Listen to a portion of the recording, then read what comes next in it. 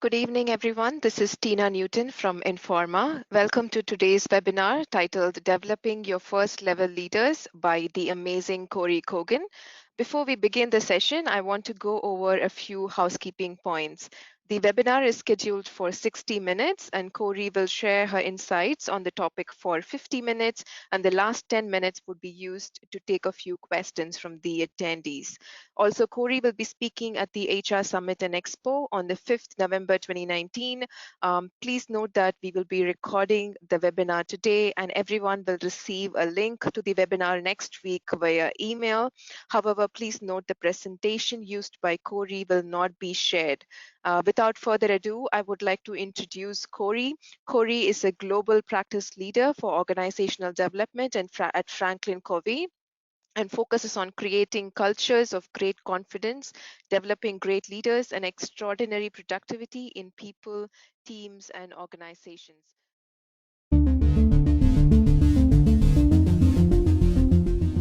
FranklinCovey, we help organizations achieve desired results that require lasting changes in human behavior at scale. So we're not just about doing some training.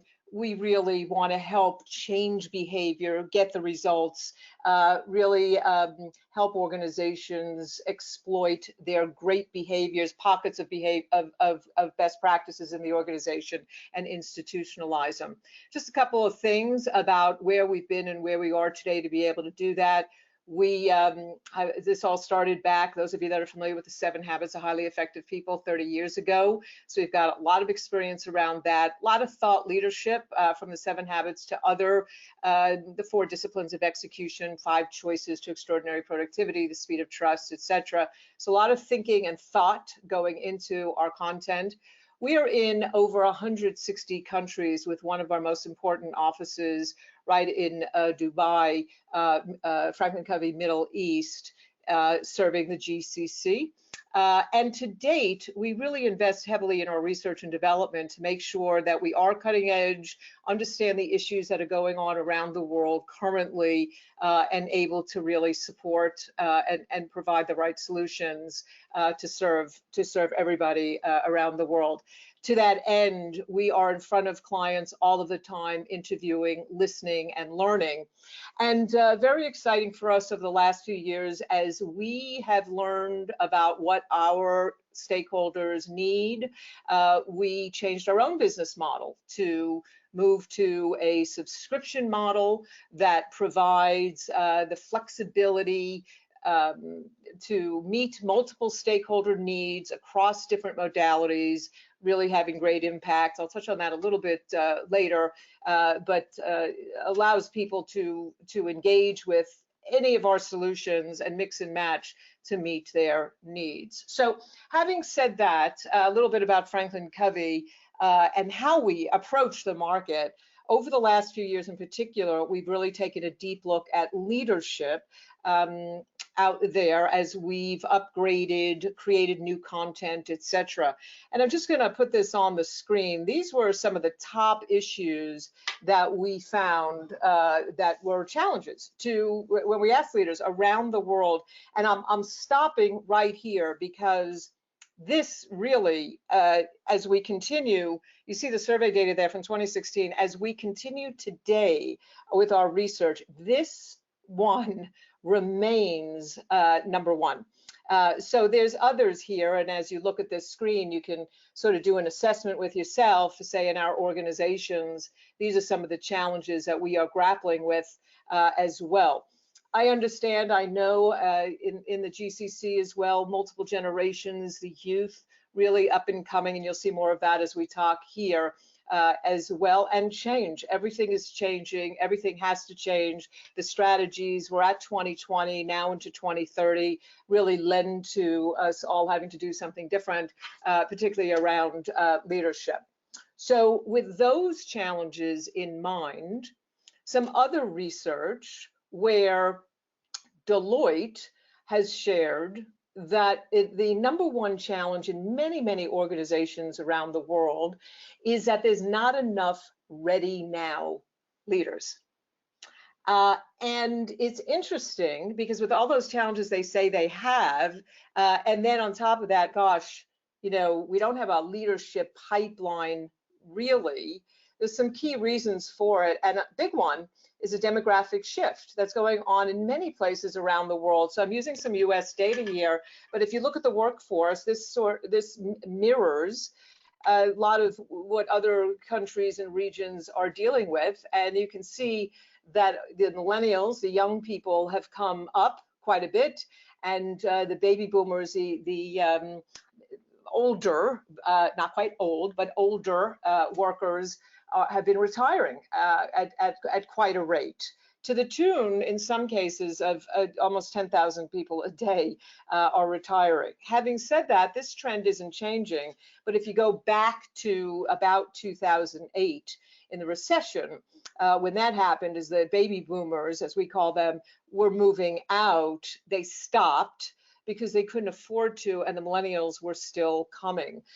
The interesting thing about this in the demographics is what happens in recessions a lot of times is that training dollars or currency goes away, and so you get sort of stuck. Here's an interesting statistic for you that's not on the screen. The average age of somebody that gets promoted into leadership is about 30 years old. The average age of getting training as a leader is 42. So just to think about that. So you can see some of what I was just talking about here. This last one, I just want to spend a moment on. Times of rapid change. What is required for today and tomorrow is vastly different from even yesterday. I want to point you back to what I said earlier about the number one issue, challenge for leaders, is the engagement of their people. And I can't say this enough. For a number of years, I think we've all been talking about we need to lead in a new way, that people are volunteering, they get to volunteer their best efforts, that we're not in the industrial age anymore, particularly in a region like the GCC. We're in the knowledge worker age. We're paid to think, we're paid to innovate, we're paid to create and execute. And you can't quite get your arms around that the way you can with a factory, with widgets. You do 10 widgets, be quiet. If you do 9, we'll find somebody else to do it. Now we're into people's heads and hearts and spirits and minds, and we need them to want to come to work and want to engage, want to offer up their best and give us their great ideas and help us with innovation. And it's a big impact. It's a big impact that we haven't quite moved there in leadership yet. And you can see the barriers here. It makes it difficult to attract and retain top talent because you're thinking about, oh gosh, I want to work for that organization. Their leaders are respectful, they care about us, we get work done, all of that, and I'll talk more about that in a moment. Innovation is just key, and so it's hard. People won't give up good ideas, and there's only so many ideas you can come up with by yourself. And again, makes competition, a bit of a struggle. And then, of course, that then creates a significant impact to sustainable results. So you can see we've got some gaps in leadership and in thinking about what some of the key challenges are. Having said that, our point of view, FranklinCovey's point of view, when we talk about great leadership, very concrete. And just, my background prior to FranklinCovey, I'm a former executive VP of worldwide operations for a global franchise organization. So I bring a lot of business experience to this. And I am not perfect by any means. I continually work at my own leadership. And this is really true. And what I put up here, these 4 components, when we create solutions, we're always thinking through the lens of these 4 components. So first of all, great leaders need to achieve results. Any leader needs to achieve results. And I'm sure all of us can think about leaders who have achieved results, but maybe have either they've paid a big price or the people who work for them have paid dearly for getting those results. So we want to make sure that we get results in the right way with an engaged workforce who wants to achieve even greater results. So to that end, when we talk about leadership, then we say, well, it's the actions they take. And for many of you on this webinar, it's, it's competencies and behaviors, and what's the list? What do they need to check off and be able to do? And that's good, but it's not the best, because this is important. But for FranklinCovey, the way we see it is that this is the real key. This is where we sort of diverge from perhaps some of our other folks out there that are doing this kind of work, because for us, it's all about how somebody thinks, their mindsets, how they think about getting results, how they think about their people, how they think about opportunities when they arise, and or when something needs to change. It's not all, it doesn't always work exactly right out there, and there are times we need to, let people go or change things up, or there's so much around mergers and acquisitions going on that is key to the future. And so how they think about that and the impact on their key stakeholders, all of them, all around, that is inextricably linked to who they are, their character and their competence. As Stephen M.R. Covey has spent has devoted his life now to the speed of trust and the measurable results around people being able to evaluate themselves on, am I being seen as somebody with high character and high competence, which then, if you go from right to left, it's their character then drives how they think about things, which then gives their behaviors a whole new look. They approach them differently to then achieve great results. So that's how we think about the solutions that we bring. And when we talk about how leaders think, this is how they need to be thinking. And this next quote that I'm putting up there also is driving all of the work that we're doing to help organizations develop their leaders. It's one of my favorites. A leader who is thinking that the people who report to, or the people in the organization, across the board, that they most of the time, not all the time, because it's not any relationship, right? You have your ups, your downs, but that most of the time people feel like this. I feel like I'm a valued member of a winning team doing meaningful work in an environment of trust. Because if they're thinking like that, then for the most part, you have somebody who wants to come to work, wants to give their best, and is saying, wow, boy, Mohammed, great guy. No matter what, I'm showing up. We're going to get this done, and I'm going to give more of myself. So this is a driver for us that leaders need to think like this. So, and there's other shifts in the 21st century that needs to be made. So when you look at these levels, when you talk about first level leaders, the shift that they need to make, and we need to help them, is that they need to understand and be mentally prepared to move from being the best individual contributor getting work done to working with and through others. Mid to senior level leaders need to move from that tactical, right? You think about a first level leader, which we'll come back to, and they're working with a team to get results.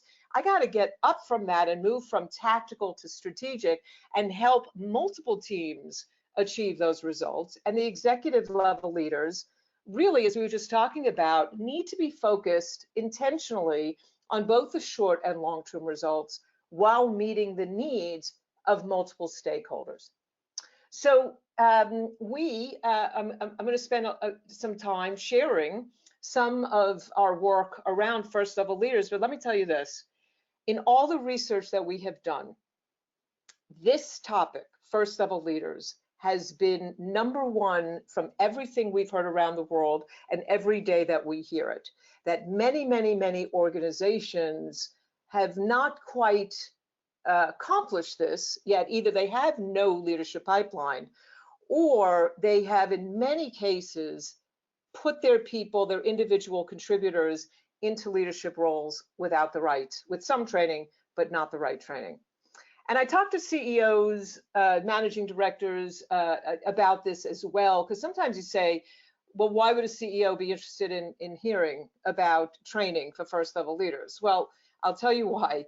Because when you think about it, your first level leaders, and let's just define that for a moment. Your first level leaders have the front line reporting to them. That's all it means. It could be a new leader, or it could be somebody who has been a leader for a long time, but their direct reports do not have any direct reports.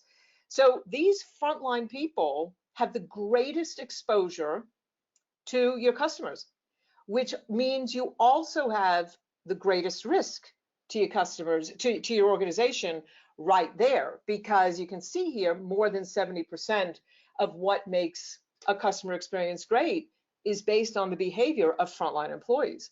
Well, if those employees are, and listen, we don't have to be happy all of the time, right? Whether it's our family, our children, whatever. But for the most part, again, if they're led right, most of the time we're happy, we want to get work done, we want to give an extra even. So this quote right here, more than 70% of what makes a customer experience great is based on the behavior of the frontline employees, is really critical. And I have a couple more pieces here about employee engagement that are a bit startling. I'm sure many of you are aware of it. And by the way, I'm sure that many of you on this call have great organizations. So you're able to say, oh, no, we're much better than this, which is terrific and validating. But here comes some more. This remains true today. We've done some current research on this as well. Only 30% on average are engaged in organizations. I've seen that number go to maybe 50%, that at least half of the organization is disengaged, but this number rings true a lot. And so only 30% are engaged, while 52% are not engaged, and 18% are actively disengaged, costing us about $50 billion US per year. So that's pretty astounding. But this next one to me, well, and frontline workers are the least engaged, so take that into account. This one, though, 1 in every 3 employees hopes to be working for a different employer within, the next year. This is really something to think about, because the term quit and stay, and I'll refer to this again later, but imagine our employees are showing up, they're doing work to get by, and they're thinking about doing something different. I do also want to say that one of the things we all grapple with is doing more with less. So a lot of times in organizations, we'll hear we need more staff. My contention also is we may, but when we see our people as the asset, that everybody has enormous potential, and we take some of these ideas and research into account and think about what is it that we can do so that if we have a finite amount of employees, that we are able to have them reach for their own potential. So even if we can't increase our staff, we have plans and systems in place to increase their efficiency and effectiveness, if you will. So just some thought there. So with that, this has been astounding for us as well over the last few years, and motivated FranklinCovey to also come out with some new solutions to help with this. So the 6 critical practices for leading a team, you can see, is a special collection that was built for first level leaders, and to help quickly bring up a lot of these leaders and emerging leaders out there that we know haven't quite been trained and haven't had the opportunity to learn, to give a real solid base. And so let me just share with you those 6, and then we'll take a little dive into a couple of these, give you a peek into a little bit of the work. So based on what I was just talking about and what sets great leaders apart, you can imagine that this one is really important. And we'll do a little work here today ourselves, developing a leader's mindset. You imagine you have a group of first level leaders in the room, and we need to, as we said, we can teach them behaviors. We can say, hey, you need to have a one-on-one, but until we get some of these mindsets changed, then, and you think about, for us, New Year's resolutions. I'm going to go on a diet, I'm going to stop smoking, whatever it might be, and it goes on for a few days and stops. And it's the same here. If we do not tackle the mindset and have people go, oh, I get it, I see why that would be important, that's when then the training really starts to take hold. So this is really key. It's number one for a reason. Holding one-on-ones, really key. Regular one-on-ones done the right way, not just to tell people they're not doing a good job, but to also intentionally tell people they're doing a great job. And by the way, some of the neuroscience around that, neuro leadership is really important in 21st century leadership, because we are optimizing the mind and the heart, not the hands and the back that we did in the industrial age. And so all the neuroscience shows that somebody who gets a pat on the back, who gets a good job, that you did a nice job, let me share with you why. The brain science shows that lights up the brain more than money does, just by the way. So the third one, set up your team to get results. Are we clear on our goals? Are they measurable? Does it align with the other levels in the organization, to the mission and vision of the organization? And do I know how to delegate so people feel important? They feel like they're being trusted to get the work done. But do we have the systems in place to be able to do that? Connecting this to holding regular one-on-ones, creating a culture of feedback in both directions. Do I know how to give feedback to not only reinforce good behavior, but also constructive feedback to help somebody get better, and change just at every level in the organization? This is amazing. Everything is changing. We're in a critical time now between 2020, 2030 in the GCC and elsewhere to really move to a new level. Also, by the way, I was reading a report on just some of the mega trends in the GCC, and there was a comment here that really struck me, because it said, if we can leverage young people's talent and brain power, we could take the economy to the next level. And so just as I go through these practices, that is sitting here because I thought that was profound. And then the last one here, manage your time and energy. We find that a lot of, particularly new leaders, but a lot of leaders of any level, feel like if I am working 24 hours a day, then everybody will, they see me working so hard and doing everything, they'll do the same, which is not. You need your time and energy to be able to do the other 5 things in order for people to do really, really good work. So with that in mind, let's take a little bit of a peek into 2 of these, practice 1, practice 5. And so develop a leader's mindset. We start off with the common mindset and the effective mindset. And you can imagine this, those of you that have been first level leaders, or you are working with first level leaders, this happens a lot. And again, for a new person, there's nothing, it's not that they're bad, it's just that's what we think. I'm responsible, I'm responsible for the results of my team, and then shifting their mindset to, oh, wait a minute, I'm responsible for delivering results through other people. That is a major shift that needs to occur. And so this is an example, and now I'm going to have you do a little work here, because we have the common mindset and the effective mindset for each of these 6 practices. And this is the work that they would do. This is the first work we do to say, let's just get on the same page here. And so for you, go ahead. I'm just going to give you, I'll be quiet for a moment so you can read this, and just think about, for yourselves or the people in your team and organization, for each one of these line items, this is the first 3 practices, do you lean a little bit to the left, or are you more to the right? So I'll just be quiet for a moment and let you digest that and assess yourself.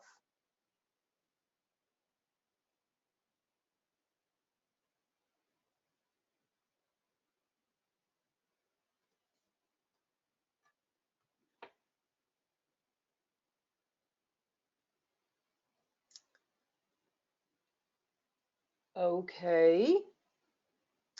And now I will do the next 3.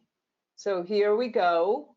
I give feedback so I can fix people's problems. I control and contain change for my team.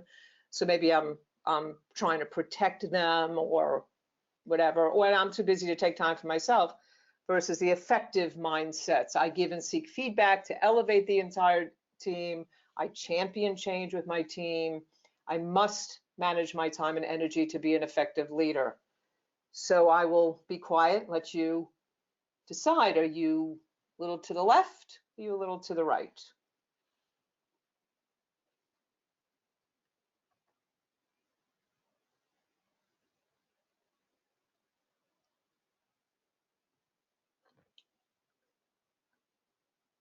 Okay.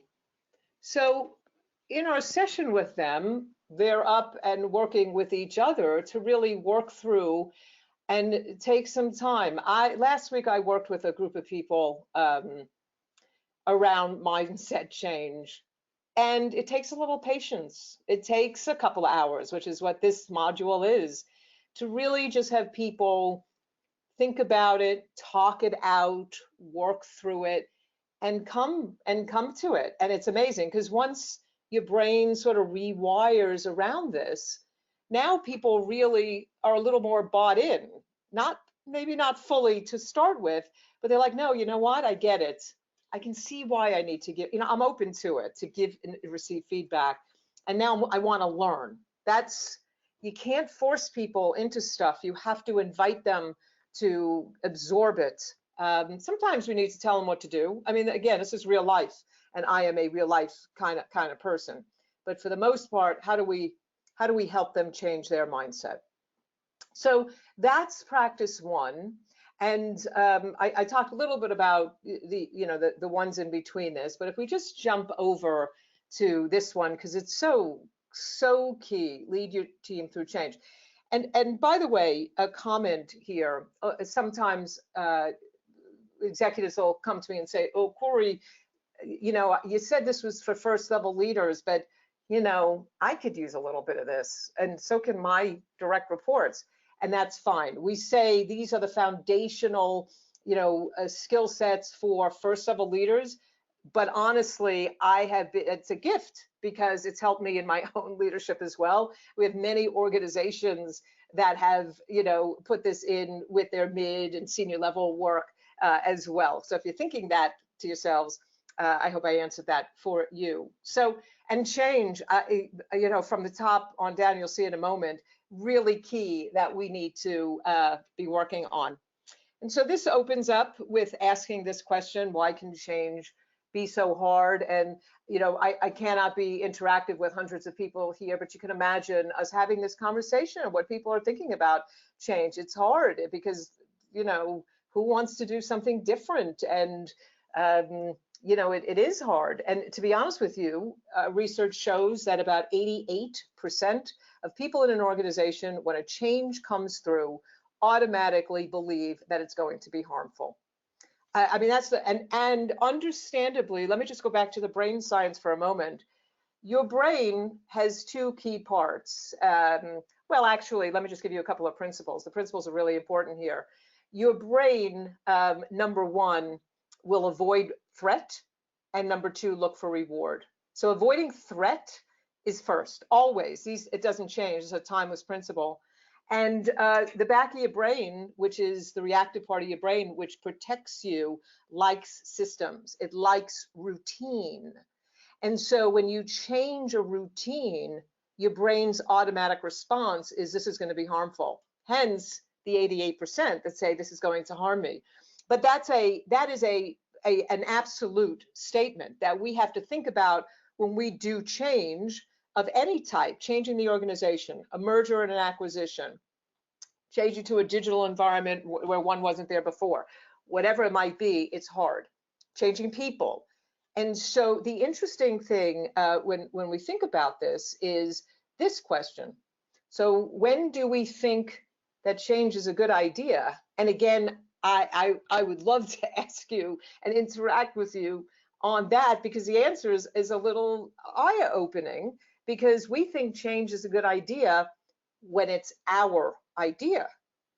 And again, it's not because we're bad, it's because we can see what that looks like in our own brains. So when a top executive goes, hey, let's do this change, and they're saying to you, well, I don't get it. Why isn't the organization on board? And they don't understand. It's because I can see the change. It works. But for a new person seeing or learning that there is a change, we need to do very specific things so that they go, oh, wow, I see how that's going to work. I see what's in it for us. I see how we're going to work through this. So change fails because leaders really, excuse me, don't have the skills to help their organizations, their heads and their hearts, get into it. We don't exactly have the vision all the time about it. All of this is about inadequate communication throughout the organization. The alignment sometimes, like, I don't get why we're doing that change. We were going in this direction. Why are we going in that direction?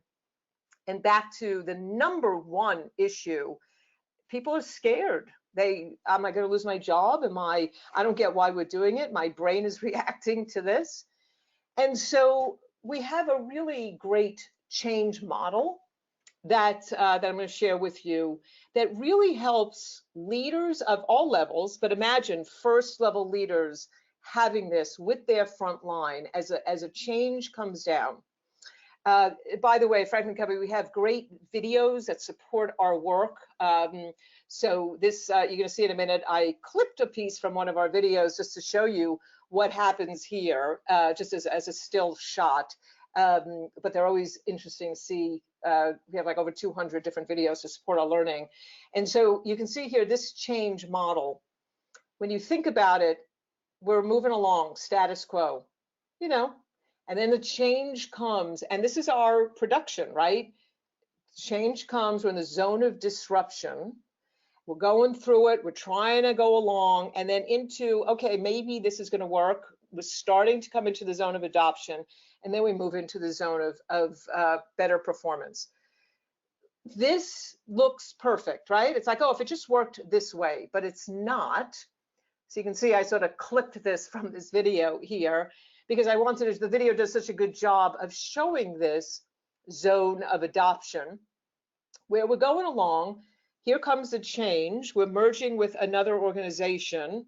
And by the way, at FranklinCovey, we did this, right? I said earlier, we changed our business model. So it sort of re-engineered the organization to better meet your needs. And so this is true. We can speak from experience on this. We knew we were going through change, and the zone of adoption, it's like you start, if you don't handle this, because this is what it's like, you start like, oh, maybe we'll come through this okay. And then something, it's like, oh, no, not that. That didn't go right. And we're very quick to go, oh, that didn't work. And it could slide us back. So you can think about where this blue line is. If we don't work through these squiggly lines, that blue line could flatline down below into performance, which we've seen many organizations do because they don't work through the change. But so let's take that and go here. This is, where we really need to work on this, into the zone of disruption, into the zone of adoption, understand the mechanics of this and the psychology of this in order to help people arrive at the, at the change itself and move on to the next change. So again, you can imagine there's time spent here, quite a bit of time, because people have gone through change, and they can take a change that they've been through or the change that they're going through and plot it out here. This also makes it predictive, meaning, well, if I have a process and your brain requires process, so now I can look for change. I know how to do it. I know how to create a scenario where I know that people need to know what's in it for me.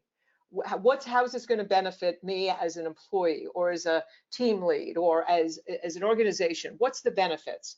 And how are we going to work through the zone of disruption? What's that going to look like?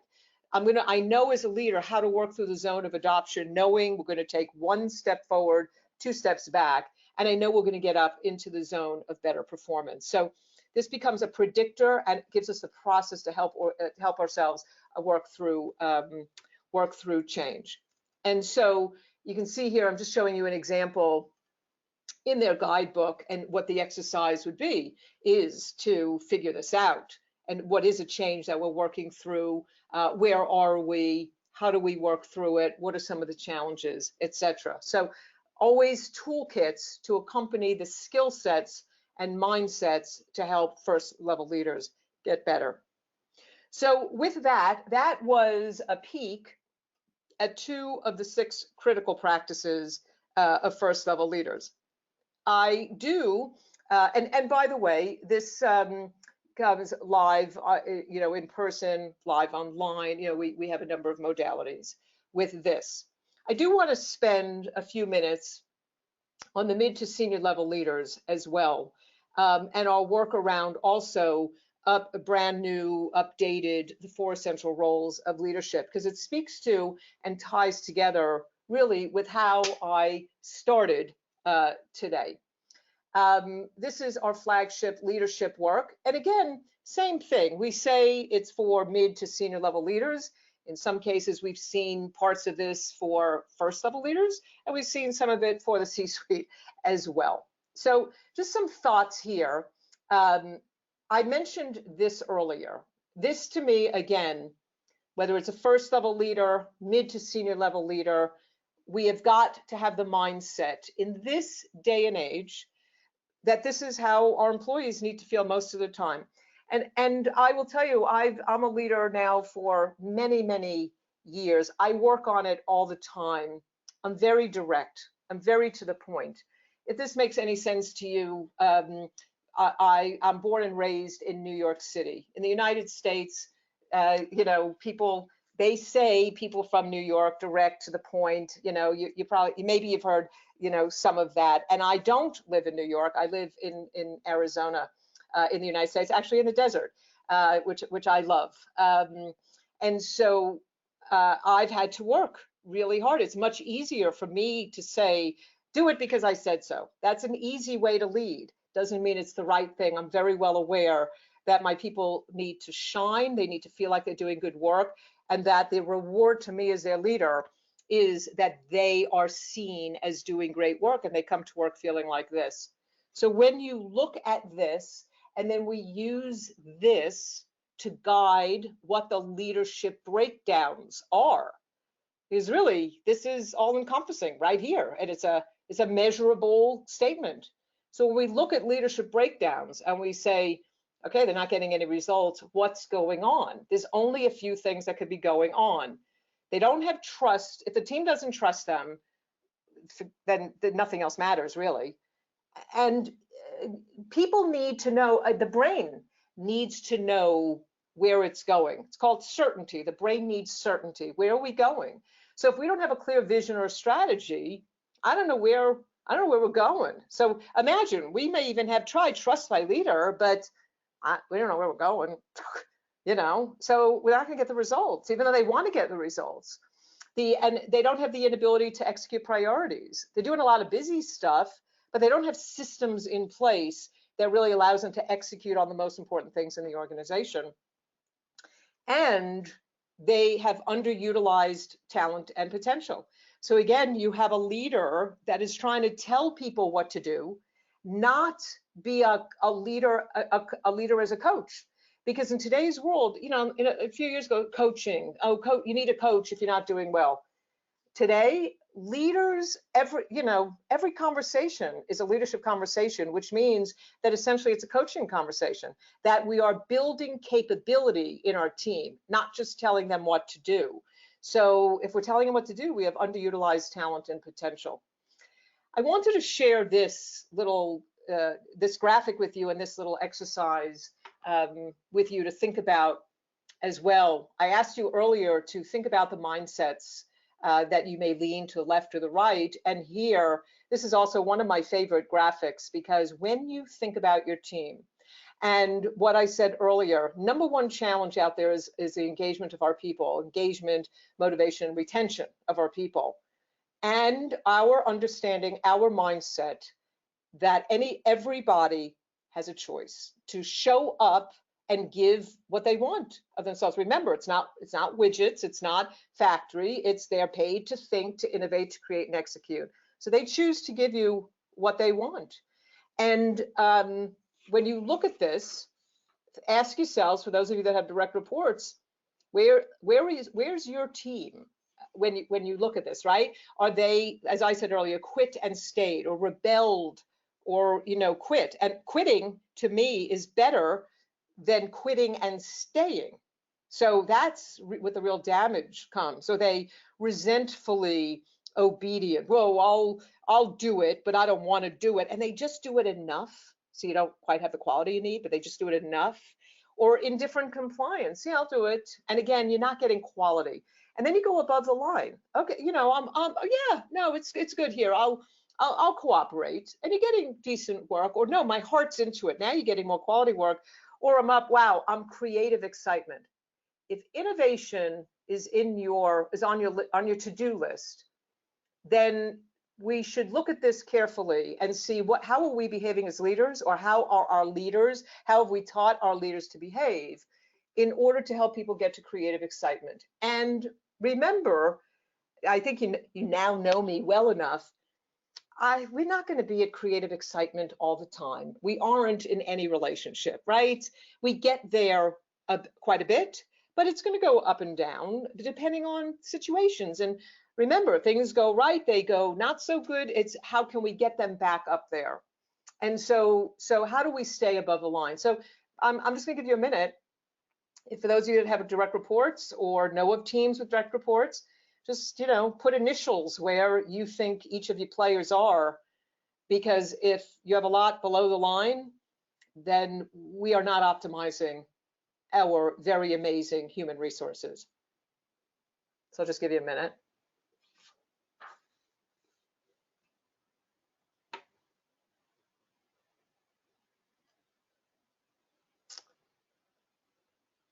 Okay. So that's something to think about. And so from there, then we turn this around with the 4 essential roles of leadership and say just that same statement. To create engagement, I need to feel like a valued member. I need to be on a team that gets things done, where we win. People like to win. It's one of our key principles, is how do we create a winnable game for both our leaders and our employees as well, our associates, our team members. And how am I want to feel like I'm doing meaningful work. What's the vision? What are we trying to accomplish? As I said before, at FranklinCovey, we enable greatness in people and organizations everywhere. And we know how we connect with that. And I hope today this work, this work for me is meaningful in having the honor of being able to spend a little bit of time with you and sharing this. And they have to be able to say, wow, I trust my boss. I trust the leaders. They have my back, as we would say. And so you can see that the 4 drivers of engagement definitely reflect the 4 essential roles of leadership. I feel like a valued member on a winning team doing meaningful work in an environment of trust. And so these 4 essential roles, again, really help to make sure, sitting with or on top of 6 critical practices, that we have a robust leadership pipeline from our emerging leaders to our first level leaders to our senior leaders as well. So as we are just coming to the last few minutes, Ram Charan, who is a world-renowned business advisor and one of our partners as well, one of our thought leaders as well, he says that the culture of any organization is simply the collective behavior of its leaders.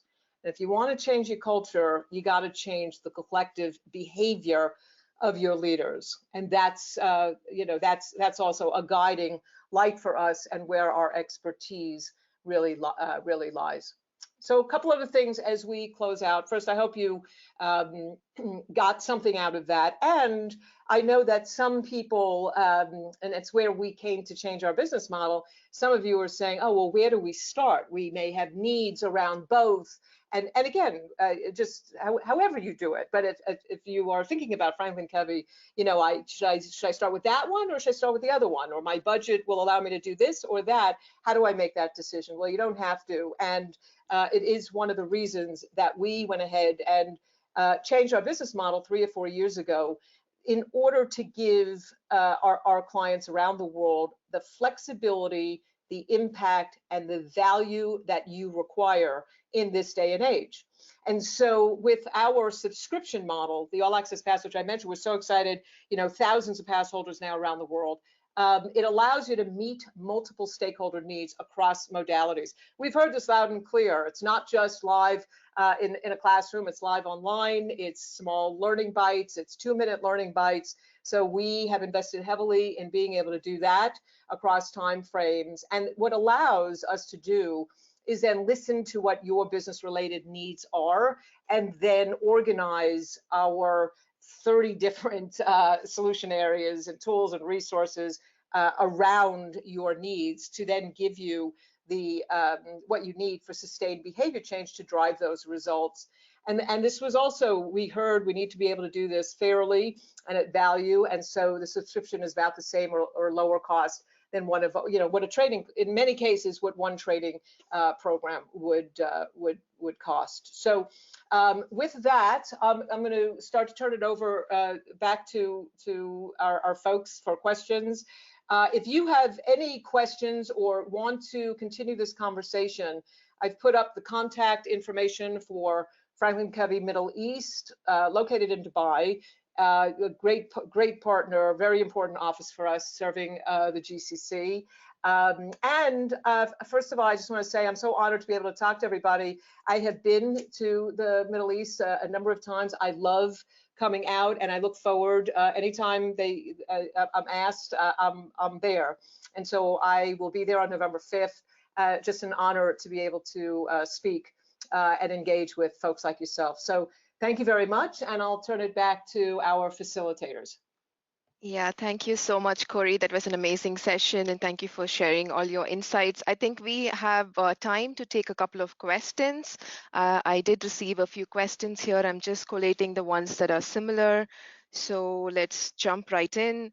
The first question is how to handle executives who are resistive to new ideas and different ways of doing things, because this affects the entire team. So how do you deal with the top management being resistive to change?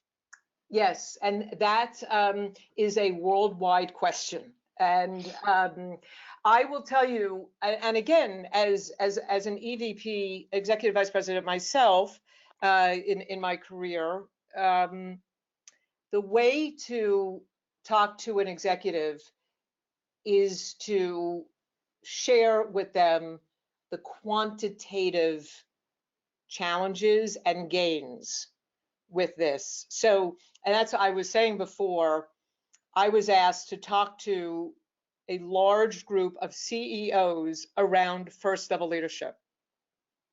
And I said to them, well, you know, why should I do, you know, the question was, why should I do this? Because a CEO will say, you know, go talk to my HR person, and I don't think we're interested. But my excitement in doing that was because there is unbelievable cost in not focusing on the leadership levels in the organization. And so by doing a quantitative evaluation and sharing what some of the business outcomes are, the measurable business outcomes around employee retention, around, you know, customer retention, there's that, or even leaders that are leaving because their leaders are not managing them the right way. The other thing, so that's how to get the CEOs or the executives to engage or sign off on it. The other thing that we have found is, well, and sort of to this question as well, the executives somehow, if you go to them with a quantitative analysis, you will get their attention. Once you get their attention, you are also able to talk a little bit about modeling. And if the high-level executives are doing things that are counter to what we're saying leaders should do, once you have their attention and the respect, like, wow, that was a good analysis, I see where there's an issue, then you may also have room to say, here's what we need to, we need to model excellence because that's free. That we don't need to charge, but if we learn, then others will learn from what we are doing as well.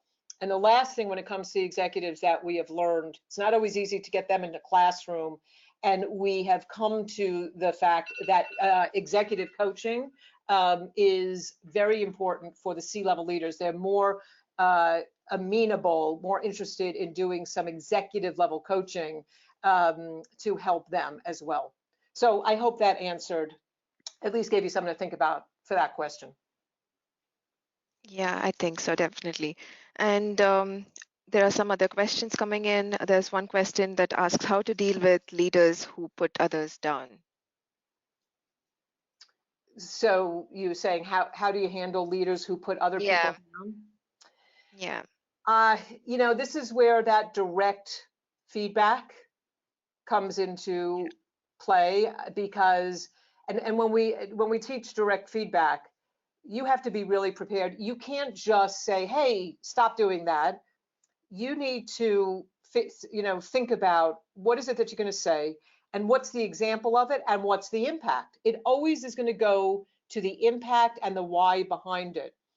And so if putting others down, that is, and you can talk about the cost of disengagement, because you put other people down, they are looking for another job. There's no doubt in my mind.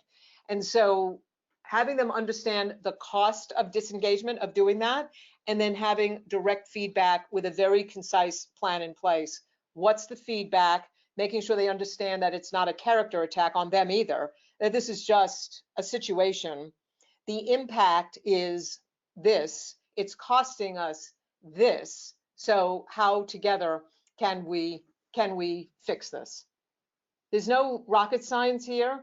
It's, we've got to take some actions. And I think it all goes back to the engagement or disengage. What are you doing to people? And what's the effect? Okay. There's one more question. It's how to rebuild a business that was almost shut down, and then now trying to build it up with the junior leadership with a new vision, but at the same time you want to avoid, one-man show and promote team spirit. So how do you do that? So whoever is asking first, my thoughts are with you. If you are, if you went through that and have had to start over, that's always hard. It reminds me of a situation about 3 weeks ago, talking with somebody who, it was a large organization and they had to let 700 people go and sort of start over. And a lot of those were first level leaders that were completely untrained, that led to the demise of what they were trying to accomplish. If I understood the question correctly, you are rebuilding or trying to rebuild now, and you're trying to keep up the team spirit. My opinion is your communication is wide open as it can be with everybody, including the front line. The change model is really helpful in this case to say, here's where we're at, here's the disruption, here's what our plan is to move forward, and it's not going to go smoothly. There's going to be these squiggly lines, and we all have to be prepared together to work through it, keep the communications open, understand what good outcomes look like, and get into it. So that's, it's the communication, understanding what change looks like, that will help you get through it and keep up the team spirit. Okay. So we have another question that says, how do we amplify our effect as leaders to cover multi-level organization and sometimes even cross-functional? Well, so that goes a bit to the mid to senior level. And again, assuming that I'm understanding the question, this is what we call informal authority. So when you saw earlier, the leadership shift needed to be that you go from being a first level leader, of being a tactical leader with a team, to managing across, either multiple teams and then matrixed teams, and and sometimes even vendors, right, or others. Informal authority means that you are inspiring people to follow you or play on your, or be who you're inspiring people to want to be on your team and play. And so this, I will say, goes to your character and your competence. And are you seen as somebody who has integrity? Are you seen as somebody that your intent is always clear, that you are capable, and that you have a track record? That is a little evaluation around character and trust. And that you are, and this when you think about it, it's like, oh, I would love to work for Lucy. She's in that other department, but even if I didn't, she's just so great. Forget about her title. And that's essentially, I know that sounds like soft skills, but I got to tell you, soft skills are the hardest skills to master. And those who master it are the ones that are leading the world, just by the way, for the most part. And so to matrix, etc., you need to master informal authority, where regardless of the title, people see you as somebody to listen to. So that's the answer for that based on the information that I have. And again, we are happy at the Middle East office to help continue answering those questions. Definitely. I think we have 3 more minutes on the clock, so we'll just take a few more questions. So somebody asked, you spoke about the average age of employees becoming leaders is in their 30s, but the average age for leadership training is ? So I think they want to know what's the average 42. age for 42. 42 is the Yeah. answer. All Yeah. right. And there's another question that says, how do you work with a leader that is not that does not communicate, take responsibility, and that's not straightforward? Well, as to say, it's the answer that I gave before. First of all, I think a really important thing to say here, I say this a lot, and you'll probably hear me say it in November. And again, I say this with myself in mind as well, as a leader. Leaders do not wake up in the morning going, how do I make them miserable today? It just happens naturally. And because when and that's a joke, but we're not in many cases, we're not purposely doing it. So a lot of times leaders are just unconsciously behaving the way they would behave. And sometimes we're afraid to let that leader know that this is happening. And so I would keep that in mind, because a lot of leaders, myself included, when somebody comes to me and says, Kory, people are afraid of you. And again, my New York attitude, sometimes even when I'm just concentrating on my computer, people will look in my office and go, oh, she's mad today. No, I'm not. My face is scrunched because I'm concentrating, but they're like, oh, she's mad. No, I'm not. So we need to also take responsibility and go ahead and have a feedback and let a leader know this is how they're coming off. If that leader if there's no trust, and then you're not getting the results that you can get. So either you need to talk to that leader, and I'll say what I said before. What's the impact? You need to go with a prepared story. Here's how it's affecting the line, whether you mean it or not. This is how it's affecting us. And distrust, by the way, here's an equation for you. Trust is a very hard currency.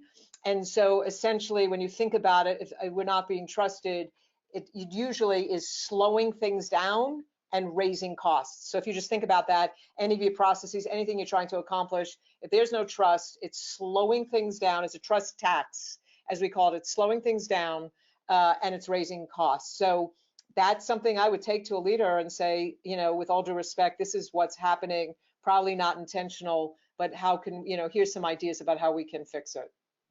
So that's my answer for that. Fantastic. Thank you so much, Kory. I think that is all we have time for today. Thank you, everyone, for joining. I think I'll just reiterate a few points. The recording for the webinar today will be shared with everybody over the email next week. However, please note the presentation used would not be shared, but the recording for the webinar would be shared. Also, Kory will be speaking at the HR Summit and Expo on the 5th of November 2019. Feel free to register for the event and be a part of it. As you can see on the screen, there is a discount code for 15% for all the webinar attendees. Make use of this. Again, I want to thank everybody who joined today, who tuned in to listen to Kory. Thank you so much, Kory, for all your insights. And I'm just receiving a lot of thank yous from everyone Good. Well, here thank you on. all. I appreciate you taking the time late in the day, and always just an honor to have the opportunity to talk with you. And I'll look forward to seeing some of you in November. So thank you. Thank you. Thank you, everyone. Good evening. Bye.